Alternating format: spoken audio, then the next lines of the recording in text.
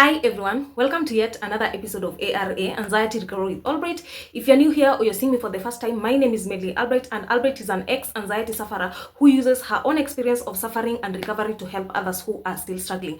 So whether you're struggling with health anxiety, social anxiety, generalized anxiety disorder, OCD, depression, panic disorder, agoraphobia, eating disorder, any type of anxiety disorder, you are in the right place. If you have not yet subscribed yet, I would urge you to watch this video up to the end. If you feel like this video is valuable or you feel like you want to see more of my content on your timeline, kindly hit that subscription button. Otherwise, let's get it started. In this particular video, I want to talk about depersonalization and derealization. It is one of the most requested videos for me to make. I already made a video 3 months ago about DPDR, but I didn't explain it in depth. Here is the video if you want to watch it. But in this particular video, I want to talk about DPDR in depth. What is DPDR? For some of you who don't know the meaning of DPDR, depersonalization is feeling disconnected from your surrounding, feeling disconnected from your environment. Then derealization is feeling disconnected from oneself. You can be holding a cup, then you ask yourself, am I really holding this cup? Like, you can be wearing this cloth and asking yourself, you don't feel like you are wearing that cloth. If it's depersonalization, you feel like you are seeing the world from 2D. You feel like you are seeing the world from a glass. Conversation don't seem like, they seem off. They feel weird. You are in this world, you are doing your things, but something just feels off. You feel disconnected. So if you have ever felt those feelings of unreality, that's what you want to talk about. And the feelings of unreality, they are not specifically to people struggling with anxiety. Though the response is the same, the way to heal from DPDR is the same, but it is not only people who struggle with anxiety who suffer from feelings of unreality. Someone who has experienced grief experiences feelings of unreality. Someone who has experienced surgery, someone who is from war, someone who experienced a stressful life event, someone who has experienced a traumatic life event. So I'm going to talk to everyone, not only to anxiety sufferers. Though the healing is the same, the response is the same. And for me, my pioneer symptoms was DPDR and depression. You know, people always say, you know, my anxiety started with a panic attack. Mine started with, you know, heart palpitation. Mine started with feelings of unreality. I just started feeling disconnected. I started feeling unreal, and I was like, okay, what is wrong with me? Then combined with depression, guys, I went through it. So that's what we want to talk about. So if that's something that you struggle with, you have struggled with it for, you know, months, for years, it is something that you can recover from. You know, I also get that question like, okay, I understand, okay, this is feelings of unreality, you know, this is what causes it, but can I be able to overcome feelings of unreality once and for all? The answer is yes. You can be able to go back to your old self. No matter how long you have struggled with, you know, the feelings of unreality, you can be able to regain your life back from feelings of unreality. And let me explain to you what causes feelings of unreality. Most anxiety sufferers are people who are always overthinking. They are always engaging the brain. And feelings of unreality, DPDR and brain fog, they are like cousins. I don't know, I'm going to plug the video that I talked about. Was it my last video that I talked about brain fog? I'm going to plug it here. Brain fog and DPDR, they are like cousins. Because with brain fog, you might feel like you can't be able to focus, you can't be able to concentrate. But with feelings of unreality, you feel like you are literally disconnected. Something feels off, like things just feel weird. Even sometimes, even my family members, they just used to feel like, I literally felt like I was not connected to. They felt off. At some point, I even forgot how my dad's face used to look like. That's how extreme I experience feelings of unreality. So most anxiety sufferers, they are always doing something mentally. They are overthinking. They are, you know, overanalyzing things. They are figuring out things. They are figuring out their specific situation, how they can be able to overcome the DPDR, how they can be able to overcome the brain fog. And your brain gets tired. Your brain says, Henry and Mary, I can't take it anymore. I can't take it anymore. So it develops a protective mechanism from you. You know, one of the ways to overcome feelings of unreality is just how you see it. It may feel like you're going crazy. It might feel like you're losing your mind, but it's just a protective mechanism. You know, you experience this shock. And because your brain could not be able to handle that emotional energy, it separated itself from you and said, you know what, I'm going to protect you from this mental overload. So the feelings of unreality does not mean that you're going crazy. It means that your brain is trying to protect you from all the stress that you're putting yourself through.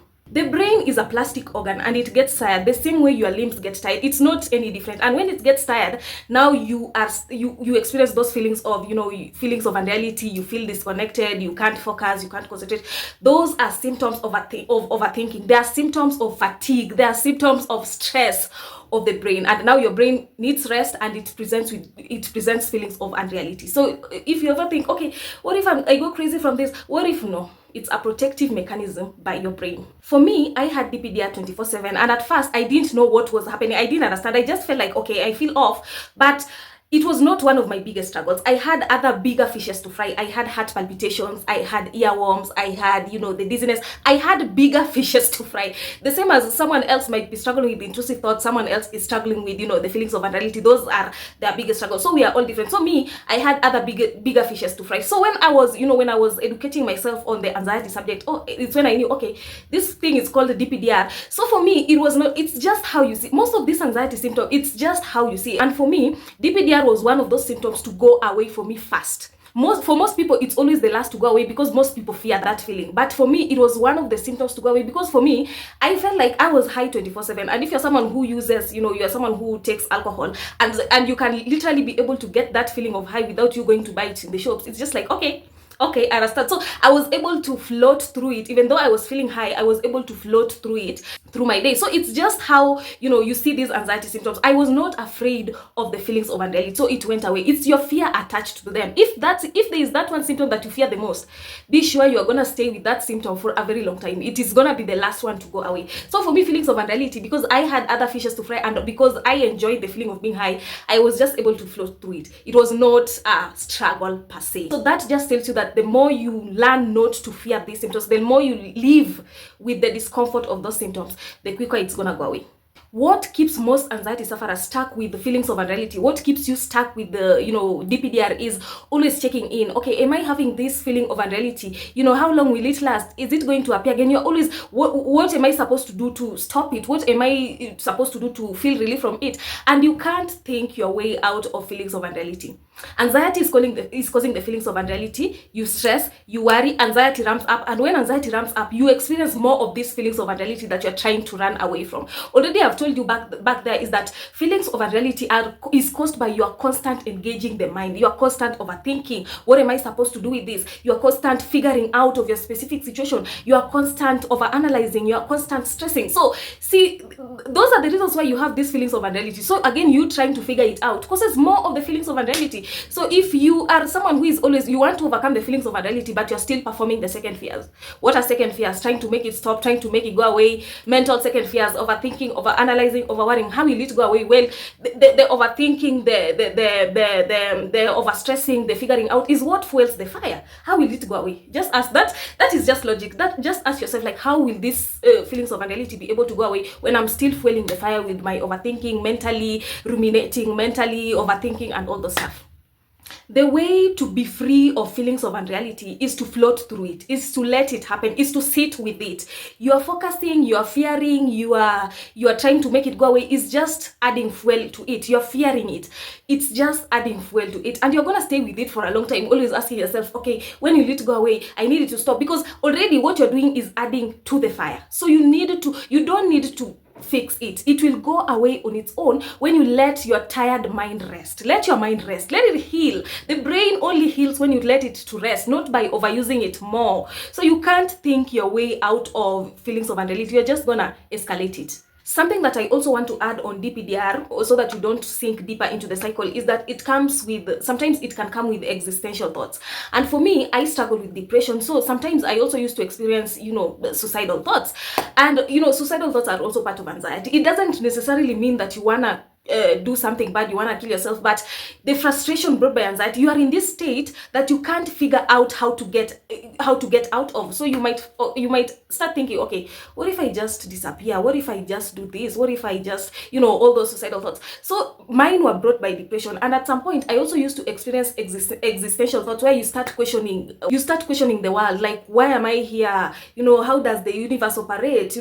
Like, things just don't make sense. You start questioning, like, what happens after death, things like that. They are called existential thoughts, and they are part of feelings of unreality. They are part of DPDR. At first I didn't know. Me, I just thought I'm experiencing symptoms of depression, I'm experiencing these suicidal thoughts and all that. But feelings of unreality also comes with existential thoughts. You question the universe. Why are you here? Why is the world existing? And it also comes with deja vu.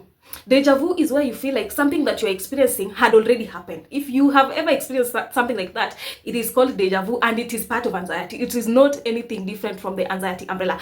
It is part of anxiety. So if you educate yourself on what is happening, it becomes easier. The fear becomes lesser. It becomes easier. Already you understand what is happening. You know that, okay, when I'm experiencing feelings of unreality, it's just a protective mechanism of the brain, and it doesn't mean that I am going crazy. It doesn't mean that I am losing my mind. So educating yourself on, what is happening is very important, and also change how you see it. If anxiety, a large part of anxiety recovery is also about mindset. How are you seeing this, these symptoms? Are you seeing them as something that have come to destroy your life, as something that have come to finish you, or you're seeing them as just symptoms of a tired mind? So how you see these symptoms also matter. So we are going to end it there with the feelings of unreality. If you want to work one-on-one with me, use this WhatsApp or this email to reach out to me. I will help you out of the anxiety cycle. I will personally hold your hand out of the anxiety cycle. If you feel like you have been in the cycle for some time and you don't need to figure out these things on your own, you want someone who has struggled with anxiety and has come out on the other side of fear, use this WhatsApp or this email to reach out to me. The best person to help you is someone who has struggled with anxiety and has been able to recover. That's the person who will be able to understand exactly the specific situation that you are in and be able to tell you this is exactly, be able to point out your resistance and be able to tell you this is exactly what you're supposed to do to get out of that situation. Even if it's not me, someone out there who has recovered, use them to get yourself out of the anxiety cycle. Otherwise, let's meet on the next video. Bye.